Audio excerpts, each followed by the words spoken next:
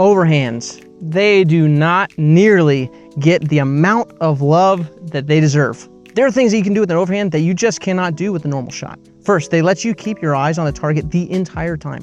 Second, you can finish dead straight with no touch required, no finessing, a nose angle or anything like that. You just pick the right disc, throw that sucker, you're gonna land in the middle. And lastly, they moderate height better than any other shot in the game without needing a bunch of left to right movement. So whether you're just looking to add one to your bag to get out of tight spots, or whether you have a background in throwing sports and you think, man, I could really use this as a weapon, we're going to break down the technique and disc selection so that you can start putting this shot to work in your game. Let's get started.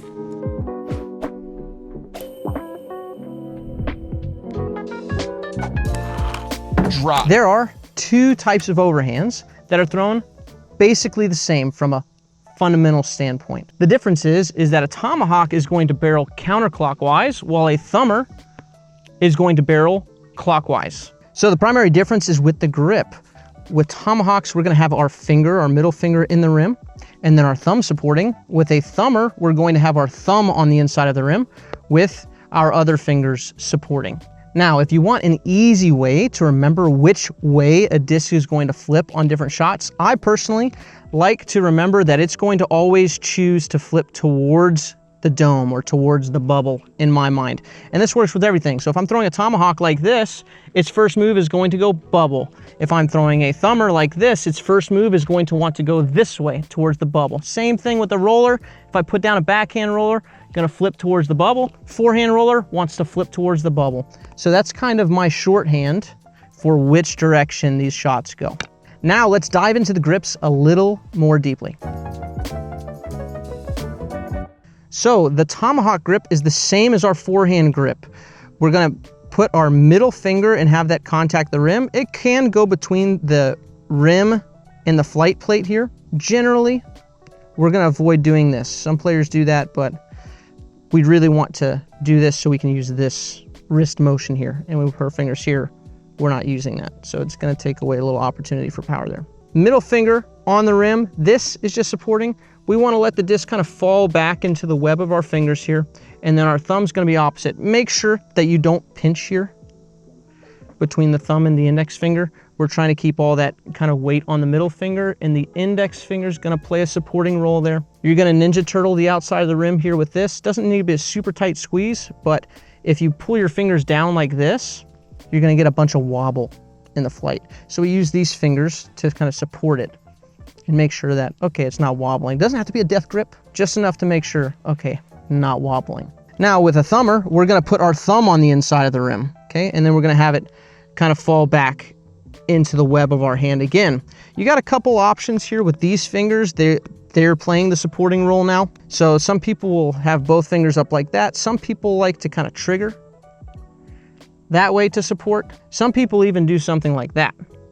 Again, what we're looking for is thumb here. That's where it's gonna roll off of.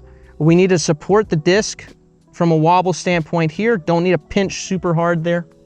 And then again, kind of ninja turtling the outside. So thumber grip now, not a bunch of wobble.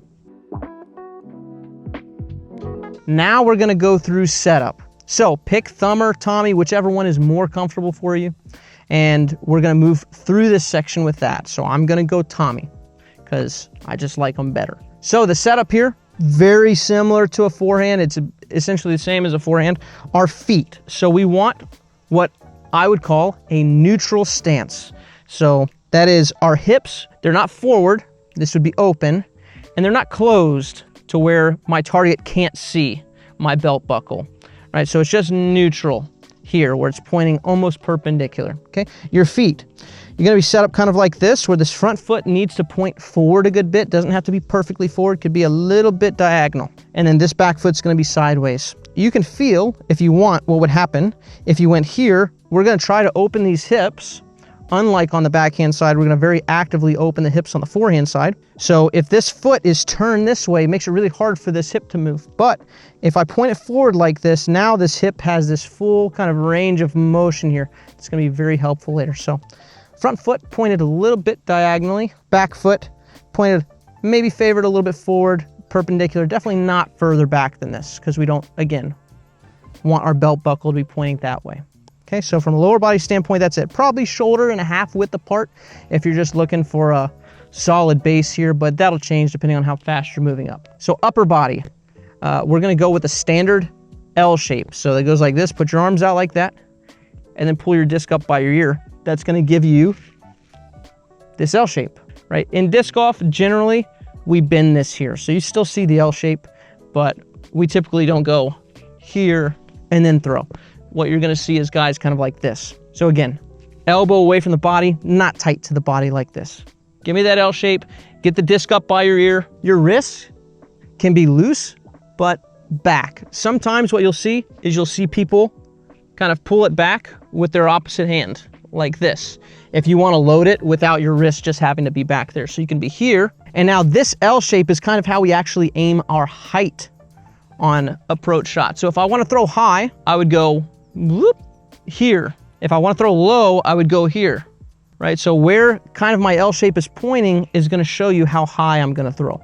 And I think this is one of the toughest parts, is people are kind of afraid to really take this L shape and lean it up so you get enough height here, because we're throwing really up in the air on this shot.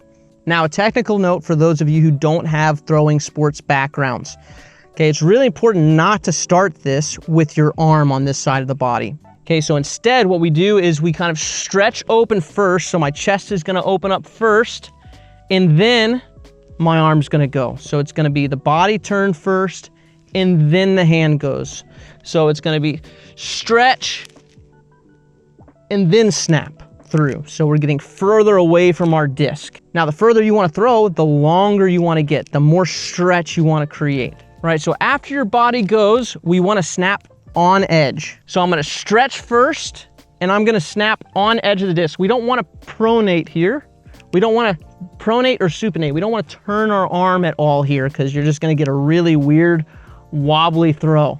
So we snap through this, kind of with our wrist on edge here. So for those of you just wanting to add like a standard overhand shot, I would recommend snapping it where it's tilted just a little bit towards the bubble, so that you ensure that you get a flip. Because if you throw it here, it might not flip over, right? So the difference here is with the thumber, your arm might be a little bit more out here to make sure, if you're trying to just add a stock thumber to your inventory, that it's tilted here, not here. So the tomahawk almost goes over your head a little bit, while the thumber is gonna feel like, and it's gonna be just a bit wider to make sure you get a complete barrel.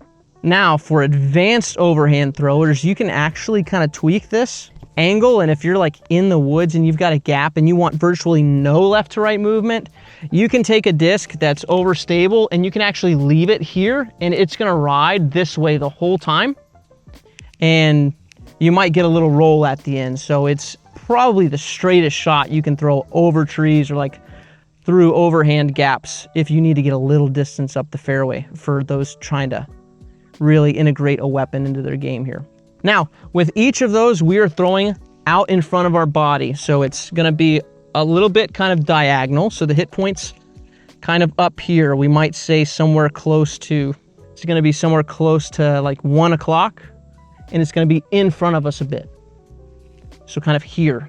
We don't wanna throw it from back behind us. We stretch, and we finally pop out in front of the body.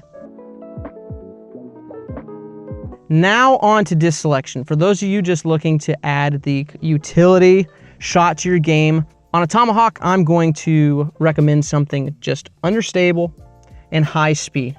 That's going to get you a quick, dependable flip. It's not gonna act funny. It's gonna flip over, land straight. Now for a thumber, if you're trying to add a utility, you might wanna go to something just a little thinner, like a fairway driver, just so you can get your thumb all the way in there and so that it's comfortable. And something understable as well is gonna flip nice and quick, even with kind of a slower arm. Now, for those of you who are looking to add a lot of versatility to your game, we're gonna go over how speed and stability of the disc affects the shot shape. Stability. So when you throw an overstable disc that's the same speed, it's going to have a wider barrel and gonna take longer to come out of that barrel than a disc that is understable. So that means that a Hades that is very understable is going to barrel very quickly, while this Emperor is going to have a much longer, more pronounced barrel. Now, principle number 2, speed.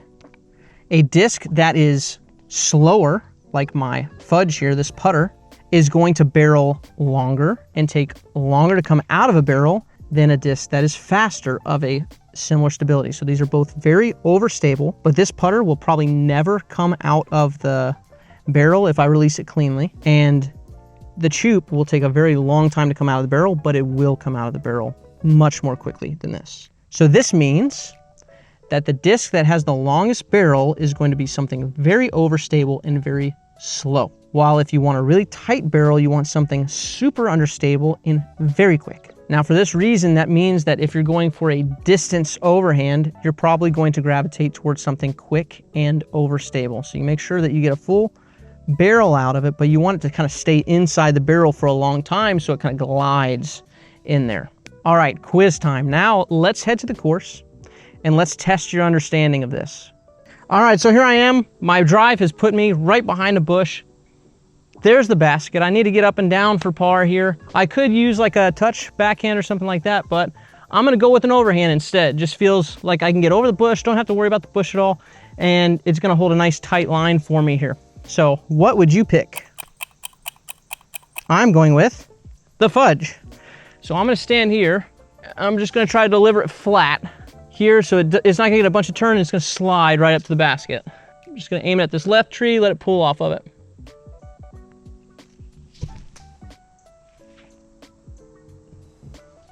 Close enough. Brought in late danger, totally fine. If I missed that tree at the very end, would have been even better, but now I'm putting for par. All right, so this hole, uphill. We got danger left and right, a little bit later danger on the right. You can finish left here and be fine. Okay, so what disc would you consider throwing here with your newfound knowledge? Cha-cha, fast, understable. It's gonna flip off these early trees and it's gonna be understable enough to come back left of that final tree and then maybe be in the basket.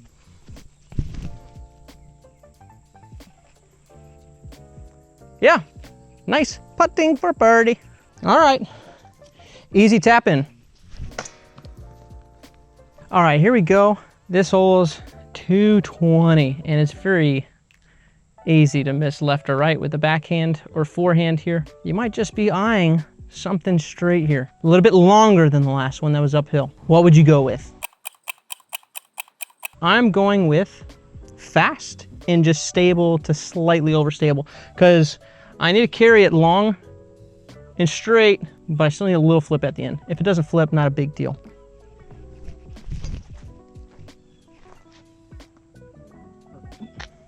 Not a great shot. That'll do it right there. I would love to hear what you would have done in those situations. The great thing about overhands is it brings in just a level of creativity to the game that I, as a musician, personally really appreciate. So have fun out there, guys. Now, there is one type of overhand that we didn't talk about, and that's the bare bite hybrid thumber. You guys are gonna see that next week. All the best with your practicing. If you need any help with any instruction, our coaches are ready. Link in the pinned comment below. Catch you next time.